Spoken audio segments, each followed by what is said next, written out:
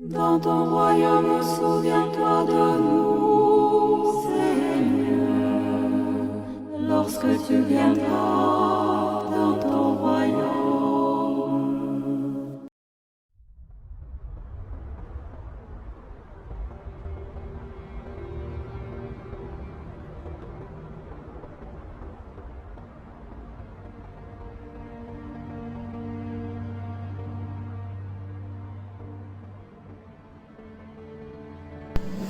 Les pharisiens et les sadducéens s'approchèrent pour mettre Jésus à l'épreuve. Ils lui demandèrent de leur montrer un signe venant du ciel. Il leur répondit : « Quand vient le soir, vous dites : Voici le beau temps, car le ciel est rouge. Et le matin, vous dites : Aujourd'hui, il fera mauvais, car le ciel est d'un rouge menaçant. Ainsi, l'aspect du ciel, vous savez en juger, mais pour les signes des temps, vous n'en êtes pas capables. Cette génération mauvaise et adultère réclame un signe, mais en fait de signe, il ne lui sera donné que le signe de Jonas. Alors il les abandonna et partit. En se rendant sur l'autre rive, les disciples avaient oublié d'emporter des pains. Jésus leur dit : « Attention, méfiez-vous du levain des pharisiens et des sadducéens. » Ils discutaient entre eux en disant : « C'est parce que nous n'avons pas pris de pain ?» Mais Jésus s'en rendit compte et leur dit : « Hommes de peu de foi, pourquoi discutez-vous entre vous sur ce manque de pain ? Vous ne comprenez pas encore ? Ne vous rappelez-vous pas les 5 pains pour 5000 hommes et combien de paniers vous avez emportés ? Les 7 pains pour 4000 personnes et combien de corbeilles vous avez emportés ? Comment ne comprenez-vous pas que je ne parlais pas du pain ? Méfiez-vous donc du levain des pharisiens et des sadducéens. » Alors ils comprirent qu'il ne leur avait pas dit de se méfier du levain pour le pain, mais de l'enseignement des pharisiens et des sadducéens. Jésus, arrivé dans la région de Césarée de Philippe, demandait à ses disciples : « Au dire des gens, qui est le Fils de l'homme ? » Ils répondirent : « Pour les uns, Jean le Baptiste. Pour d'autres, Élie. Pour d'autres encore, Jérémie ou l'un des prophètes. » Jésus leur demanda : « Et vous, que dites-vous ? Pour vous, qui suis-je » Alors Simon-Pierre prit la parole et dit : « Tu es le Christ, le Fils du Dieu vivant. » Prenant la parole à son tour, Jésus lui dit : « Heureux es-tu, Simon, fils de Jonas. Ce n'est pas la chair et le sang qui t'ont révélé cela, mais mon Père qui est aux cieux. Et moi je te le déclare, tu es Pierre, et sur cette pierre je bâtirai mon église, et la puissance de la mort ne l'emportera pas sur elle. Je te donnerai les clés du royaume des cieux. Tout ce que tu auras lié sur la terre sera lié dans les cieux, et tout ce que tu auras délié sur la terre sera délié dans les cieux. » Alors, il ordonna aux disciples de ne dire à personne que c'était lui le Christ. À partir de ce moment, Jésus commença à montrer à ses disciples qu'il lui fallait partir pour Jérusalem, souffrir beaucoup de la part des anciens, des grands prêtres et des scribes, être tué, et le 3e jour ressusciter. Pierre, le prenant à part, se mit à lui faire de vifs reproches. « Dieu t'en garde, Seigneur, cela ne t'arrivera pas. » Mais lui, se retournant, dit à Pierre : « Passe derrière moi, Satan. Tu es pour moi une occasion de chute. Tes pensées ne sont pas celles de Dieu, mais celles des hommes. » Alors Jésus dit à ses disciples : « Si quelqu'un veut marcher à ma suite, qu'il renonce à lui-même, qu'il prenne sa croix et qu'il me suive. Car celui qui veut sauver la vie la perdra, mais qui perd sa vie à cause de moi la trouvera. » Quel avantage, en effet, un homme aura-t-il à gagner le monde entier si c'est au prix de sa vie ? Et que pourra-t-il donner en échange de sa vie ? Car le Fils de l'homme va venir avec ses anges dans la gloire de son Père. Alors, il rendra à chacun selon sa conduite. Amen, je vous le dis, parmi ceux qui sont ici, certains ne connaîtront pas la mort avant d'avoir vu le Fils de l'homme venir dans son règne.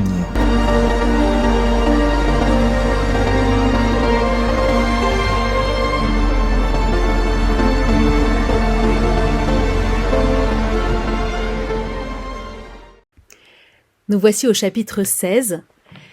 Nous venons d'assister à 2 signes eucharistiques posés pour les Juifs et les gentils, les 2 multiplications des pains, qui visiblement n'ont pas été perçus comme signes, puisque dans ce chapitre 16, les Juifs demandent à nouveau un signe à Jésus, un signe du ciel. Et Jésus leur en veut un peu de savoir lire la météo locale, mais pas forcément le maître Théo universel. Et il leur enseigne de façon tout aussi énigmatique pour l'heure le grand signe du ciel qu'il leur donnera, le signe de Jonas. Vous vous souvenez, il en avait déjà parlé au chapitre 12, et là, il n'ajoute rien de plus. Sauf qu'il vient de poser le signe du pain. Le signe du pain sera donc explicité par le signe de Jonas. L'Eucharistie sera explicitée par la Pâque du Christ, le pain de vie par celui qui donne sa vie. Donc la proclamation de Jonas qui a converti toute une ville païenne sans un seul signe miraculeux. Jésus vient de faire 2 miracles, mais le signe qu'il veut évoquer avec eux est simplement celui d'un homme qui passe 3 jours dans la profondeur des abîmes avant de revenir à la lumière. Tac, tac, tac, tac, tac. Ils partent tous, préoccupés par cette histoire de pain. Ils sont tellement préoccupés par cette histoire de pain que verset 5, ils en oublient le pain. Est-ce le pain multiplié? Est-ce qu'ils ont commencé à comprendre que Jésus faisait une allégorie? Si c'est le cas, ils ne l'ont pas bien comprise. C'est bien compréhensible d'ailleurs parce que seul Pâques pourra le révéler. Car là, si Jésus les traite de mini-croyants, au verset 8, c'est pour qu'ils comprennent un jour futur qu'il est le pain de vie en personne. Alors là, ils seront des maxi-croyants.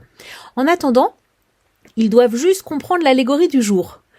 Le pain dont je vous parlais, c'est mon enseignement, et le levain, c'est celui des pharisiens et des sadducéens. Je dirais, le levain est le contenu de l'enseignement, ici des pharisiens et des sadducéens. Jésus ne parle pas du pain. Donc il y a un quiproquo. Mais il y a comme une attente d'un pain véritable. Jésus, dont le levain, l'enseignement, donne la vie. L'enseignement de Jésus nous donne la vie. Et on remarque qu'il y a ces 2 familles spirituelles qui sont mises dans le même sac, parce que ni l'une ni l'autre ne peuvent comprendre par leur enseignement qui est Jésus. Comprendre qui est Jésus est un don de Dieu. On ne peut pas comprendre qui est Jésus sans l'Esprit Saint. Et c'est ce que va expérimenter Pierre dans l'épisode qui suit. Versets 13 à 20, nous assistons à la profession de foi de Pierre. On est à Césarée de Philippe, c'est tout au nord du pays. C'est un territoire complètement païen, où on vouait un culte au dieu Pan. Et dans cette région, c'était pas forcément une ville, mais c'était une région qui était très païenne, tout le monde venait rendre un culte au dieu Pan. Bon. Cet épisode se situe justement dans une ville qui est frontière avec la Syrie. Et la Syrie, elle est complètement païenne à ce moment-là. Et qui cette région porte ce double nom qui est latin et grec, Césarée de Philippe. Donc, vous voyez, en gros, il n'y a pas plus païen que ça. Jésus les emmène si loin, si haut, c'est peut-être pour leur donner les mots de la foi pour affronter le monde païen. Et puis dans ce lieu, il y a la source du Jourdain, qui est un haut lieu de révélation dans l'histoire biblique. Puisque le psaume 18 nous dit qu'Israël doit aller aux sources de son histoire pour confesser la foi messianique. Donc, dans cet épisode, nous sommes peut-être au retour de la mission. En tout cas, Jésus demande le rapport, au dire des gens, qui est le Fils de l'homme. Alors on a 3 réponses. Jean-Baptiste, Élie, Jérémie. Donc, les gens sentent bien la continuité avec l'Ancien Testament. Il y a quelque chose de Jean-Baptiste, quelque chose de Jérémie et quelque chose d'Élie en Jésus.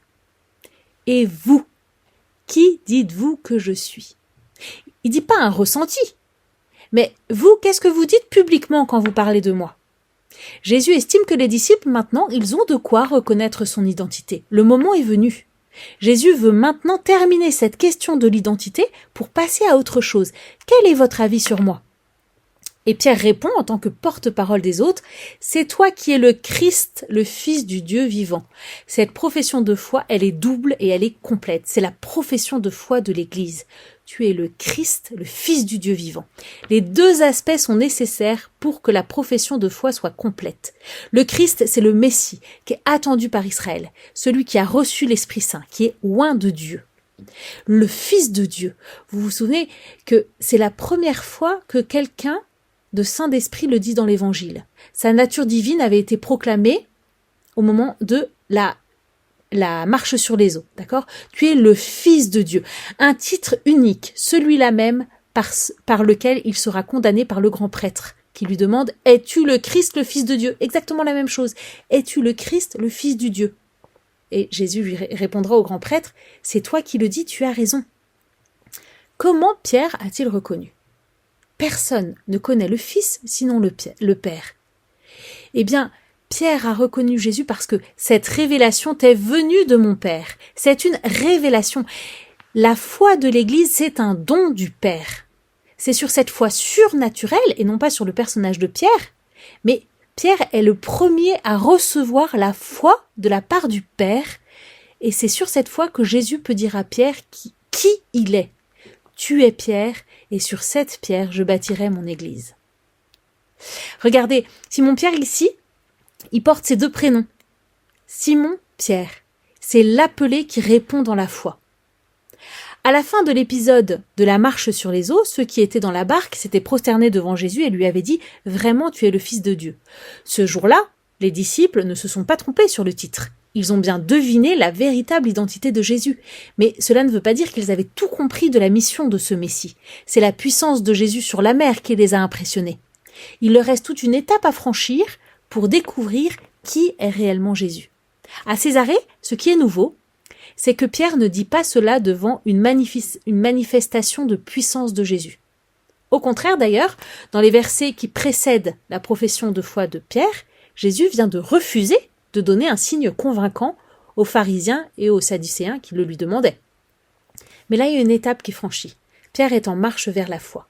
Et Jésus lui répond « Heureux es-tu, Simon, fils de Jonas, ce n'est pas la chair et le sang qui t'ont révélé cela. Ça veut dire que tu l'as pas trouvé tout seul, mais c'est mon Père qui est dans les cieux qui te l'a donné. » Et ce qui est nouveau aussi à Césarée, ce n'est pas l'usage de l'un ou de l'autre des deux titres de Jésus, c'est leur jonction. Qui est le Fils de l'homme demande Jésus, et Pierre répond, il est le Fils de Dieu. On peut dire, Jésus est le Christ, le Fils du Dieu vivant, uniquement sur la foi, qui est un don du Père. L'Église est surnaturelle parce qu'elle n'existe que par la foi que le Père donne aux baptisés. Heureux es-tu, Simon. Il a une béatitude personnelle grâce à sa révélation. Pierre est transformé, il est justifié. D'ailleurs, quand Jésus lui dit « Tu es Pierre et sur cette pierre je bâtirai mon église », le terme « église » apparaît pour la première fois. Sur deux, vous savez, il n'y aura que 2 fois dans tous les évangiles, d'ailleurs uniquement chez Matthieu, le terme « église ». Et ici, c'est la première fois qu'il apparaît. L'église n'est pas une organisation post-pascale, mais elle est instituée par Jésus lui-même. L'église, c'est l'ensemble de ceux qui croient en Jésus, Messie, Fils de Dieu. La mission de Pierre devient alors le pardon, c'est-à-dire lié et délié. C'est le ministère sacramentel, agir au nom de Dieu. Cette Église aura le pouvoir divin sur cette terre après Pâques. Cette Église, qui est représentée par Pierre à ce moment-là, qui est le premier dans cette Église, eh bien cette Église aura les pouvoirs de Jésus sur cette terre après la résurrection. Simon, fils de Jonas, seul le signe de Jonas vous sera donné. 3 jours et 3 nuits dans le poisson. Le fait d'être englouti dans la mort pour ressusciter. Finalement, seul Pierre fait cette expérience de Jonas, l'expérience que Jésus est plus fort que la mort. Le signe de Jonas, c'était la conversion de Ninive, des païens. Donc, l'Église proclamera le salut aux païens. Ça y est, la mission de l'Église sera universelle. Pour cela, il faut d'abord être englouti dans la mort pour ressusciter. Alors il y a quelque chose d'intéressant, c'est que dans l'Ecclésiastique, au chapitre 50, verset 1, c'est Simon, qui est le fils de Jonas le grand prêtre, qui réparera le temple. Le grand prêtre était le seul qui avait le pouvoir de pardonner les péchés, d'intercéder pour que les péchés du peuple soient pardonnés. Et là, Pierre est constitué souverain pontife, le nouveau grand prêtre capable d'implorer le pardon. Je fais un petit saut. Au tout début du chapitre 17, que nous verrons la prochaine fois, le tout premier verset dit « 6 jours après ». Donc, le chapitre 17, ce sera la transfiguration. 6 jours après. Il y a donc 6 jours entre la profession de foi et la transfiguration. C'est une précision qui n'est pas habituelle. Matthieu ne donne pas des précisions temporelles comme ça. Luc, il en a plus l'habitude. Mais chez Matthieu, c'est très précis et c'est très rare. C'est une précision non habituelle, donc elle est importante. La transfiguration a lieu le jour de la fête des tentes. Or, 6 jours avant la fête des tentes, il y a Yom Kippour, le jour du grand pardon. Un jour qui avait des tonalités propres. Jésus et Pierre sont donc à Césarée de Philippe pour le Yom Kippour. C'est le jour où le grand prêtre implorait Dieu pour obtenir le pardon pour le peuple. Pour cela, on avait un bouc émissaire. Le bouc émissaire était celui sur lequel on mettait, donc un vrai bouc, sur lequel on mettait symboliquement tous les péchés du peuple, et ce bouc était lâché dans le désert, d'accord ? Et le grand prêtre était le seul qui, ce jour-là, entrait dans le Saint des Saints. C'était là qu'était l'arche d'alliance avant l'exil. Donc, nul ne pouvait entrer dans le Saint des Saints, sauf le grand prêtre qui n'y rentrait qu'une fois par an, le jour du Yom Kippour. Et ce jour-là, c'était le lieu où Dieu se rendait présent. Le grand prêtre rentrait dans le Saint des Saints et il prononçait le nom divin par l'Esprit du Seigneur. D'accord ? Donc, on se représente ce Yom Kippour, le grand prêtre, qui est celui qui est chargé d'aller implorer le pardon pour tout le peuple, rentre dans le lieu de la présence de Dieu une seule fois par an, et ce jour-là, il prononce le nom divin par l'Esprit du Seigneur. D'ailleurs, le grand prêtre était habillé avec une corde sur laquelle il y avait des clochettes, de façon à ce que, s'il tombait en extase devant cette présence de Dieu, on puisse l'entendre avec les cloches qui tombent par terre et qu'on puisse tirer la corde pour retirer le grand prêtre du Saint des Saints. Donc ça, c'est une petite anecdote. En tout cas, voyez, le grand prêtre vient implorer le pardon pour le peuple et il prononce le nom de Dieu. Or, que vient de faire Pierre là ? Pierre, en prononçant l'identité du Christ, obtient le pardon. Pierre prononce l'identité du Christ et Jésus lui dit « Tu auras le pouvoir de lier et de délier sur cette terre. » C'est donc un nouveau grand prêtre, un nouveau Yom Kippour, nouveau et définitif, nouveau jour du grand pardon. À Jérusalem, à ce moment-là, c'était Caius, le fils d'Anne, qui se trouvait en présence de Dieu et qui reçoit le pouvoir de pardonner les péchés pour avoir prononcé le nom divin grâce à l'Esprit Saint. Là, celui qui reçoit les clés, c'est Simon. Jésus établit Pierre comme celui qui peut donner les grâces de la part de Dieu. Jésus rend caduques certaines institutions du rite ancien et il les remplace par un nouveau sacerdoce suprême.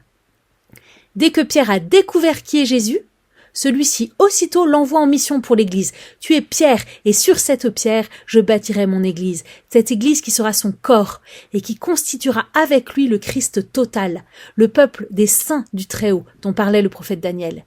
Et sur quoi le Christ construit-il son Église ? Sur la personne d'un homme dont la seule vertu est d'avoir écouté ce que le Père lui a révélé. Cela veut bien dire que le seul pilier de l'Église, c'est la foi en Jésus-Christ. C'est cela qui constitue l'autorité de Pierre comme chef de l'Église. Il est institué heureux, c'est-à-dire confesseur heureux de la foi, justement parce qu'il vient de découvrir que la foi ne vient pas de la chair mais de Dieu. La foi de Pierre, notre foi en l'Église, n'est pas une conviction, mais c'est le fruit mûr d'un don du Père. La foi n'est pas une philosophie, au sens où elle deviendrait une pensée humaine, mais elle est une révélation, elle vient de Dieu. Et donc, il y a cette autre révélation dans cette scène si importante, c'est ce changement du nom de Simon en Pierre. En araméen, comme en français, parce que ça marche pas dans les autres langues, il y a un jeu de mots entre Pierre et Pierre, Képhas et Képhas en hébreu, Pétros en grec dans le texte. Mais ce prénom n'existait pas avant ce dialogue. Vous vous souvenez que Abraham est devenu Abraham, comme la foi d'Abraham doit servir de repère pour la foi de Pierre. Il y a aussi probablement de la part de Matthieu, qui est si attentif à créer des ponts avec l'Ancien Testament, une allusion à David, qui dans le 2e livre de Samuel au chapitre 7, David promet à Dieu de lui construire une maison, une descendance. Et en fait, David parlait d'une maison, d'un temple à lui construire, alors que Jésus lui parle d'une descendance. Ce descendant qui régnera après David, et Dieu le traitera comme son fils. Ici, Jésus promet une église à Pierre, reconnaissant l'accomplissement de la promesse faite à David. Et enfin, on a le don des clés. Peut-être qu'on peut y voir un sens très spirituel, avoir les clés pour comprendre, pour confesser le Christ. Pierre enseigne en vérité le Christ. C'est pour cela que lui est confiée la mission de délier et de lier. de dire le vrai enseignement sur la foi en Jésus-Christ pour le distinguer du faux. Aussitôt après cela, et c'est ça qui va clôturer cet épisode, Jésus recommande le silence aux disciples. Ça veut dire qu'ils ont tous été témoins de ces deux actes de naissance, la juste profession de foi de Pierre et sa primauté qui en découle. Cette présence des disciples évoque ce qu'on appellera la collégialité autour du magistère de Pierre, car ce magistère n'est pas lié à la seule personne de Pierre, puisque Pierre il est mort à l'époque où Matthieu écrit son évangile, mais à la fonction qu'il occupe au sein de cette collégialité. Au départ, cette collégialité comptait juste 12 personnes. Là, c'est toute la question du gouvernement de l'Église. À ce verset 20, Jésus interdit de dire que c'est lui le Christ. Pierre est porte-parole des disciples, mais nous sommes encore dans le secret messianique. Et Jésus se méfie des préconceptions du terme avec des attentes un peu trop glorieuses. Donc Jésus commença de montrer à ses disciples, à la suite à la profession de foi de Pierre, il va expliquer que leurs attentes d'un Messie de gloire, en fait, sont erronées. Et nous rentrons dans une nouvelle phase de révélation avec ce verset 21, qui est la première annonce de la passion, avec des termes très forts, beaucoup de précision, et tous les acteurs de la passion. Vous vous rendez compte? On vient de révéler vraiment que Jésus est le Fils de Dieu. Qu'est-ce qui suit exactement après? Eh bien, être Fils de Dieu ne veut pas dire qu'il y aura une grande gloire, telle que vous l'attendez humainement, mais être Fils de Dieu vient dire que Jésus va devoir mourir. Il lui fallait mourir. Non pas par obéissance servile à son Père, mais par une nécessité d'amour. Aussi une nécessité scripturaire qui est d'accomplir les Écritures. Jésus commence à préparer les disciples. Il leur montre qu'il est libre et il annonce sa résurrection. Il fallait que Jésus soit reconnu comme Christ pour pouvoir révéler les attributs du Christ. D'ailleurs, la réaction de Pierre, elle traduit l'incompréhensible du Messie attendu. Cette conception du Messie qui est contraire à celle de Jésus. C'est Pierre qui a compris que Jésus était le Christ, mais pas ce que cela veut dire. L'amour de Dieu pour Jésus est contradictoire avec la souffrance, ce qui est aussi la première tentation de Satan au désert. Si tu es le Fils de Dieu, Dieu ne peut pas vouloir ta mort. C'est pour ça que là, Jésus va réagir vivement. Quand Pierre lui dit « Non, tu ne peux pas mourir », Jésus réagit vivement en lui disant « Passe derrière moi, Satan !» Derrière Jésus, parce que la place du disciple, elle est derrière Jésus. Le disciple est celui qui suit le Christ. Et Jésus se retourne. Il redevient disciple. Tu me fais obstacle si tu es devant moi. Tu es pour moi une occasion de chute. Pierre, avec tes idées trop humaines, tu fais le jeu de Satan. Vos pensées ne sont pas mes pensées. Donc on a ce contraste entre les conceptions humaines et les conceptions divines. La passion reste un mystère. Les pensées de Dieu sont tellement au-dessus des nôtres. Alors là, Jésus nous dit, verset 24, « Si quelqu'un veut marcher à ma suite, qu'il renonce à lui-même, qu'il prenne sa croix et qu'il me suive. Car celui qui veut sauver sa vie la perdra, mais qui perd sa vie à cause de moi la trouvera. » Il fait un enseignement à ses disciples. « Vous ne comprendrez pas si vous ne me suivez pas. » Jésus parle de la croix pour la première fois à propos des disciples, alors qu'il ne l'avait évoqué que pour lui-même avant. On ne peut comprendre la croix qu'en suivant Jésus. Jésus parle véritablement de ce qu'il attend des disciples. Le disciple étant celui qui veut suivre Jésus. Jésus remet leur liberté aux disciples après avoir annoncé la passion. La vie chrétienne, c'est un acquiescement et une liberté. Qu'il se renie lui-même, donc l'importance du renoncement. Renoncer à la recherche orgueilleuse de soi-même et de son confort, qui s'oublie à cause de moi, nous dit Jésus. L'amour pour Jésus justifie le renoncement à moi-même. C'est un amour personnel pour Jésus. Alors qu'il se renie lui-même, qu'il se charge de sa croix. Jésus en parle pour le disciple. Partager avec Jésus le combat contre les forces du mal. Et quand les souffrances sont là, je les vis avec Jésus, orienté vers le mystère pascal. Qui veut sauver sa vie la perdra. Notre enjeu, c'est la vie éternelle. Souffrance, mort, vie éternelle, comme l'annonce de la passion, l'itinéraire du chrétien est celui du Christ. Alors là, versets 26 à 28. Quel avantage en effet un homme aura-t-il à gagner le monde entier si c'est au prix de sa vie, et que pourra-t-il donner en échange de sa vie?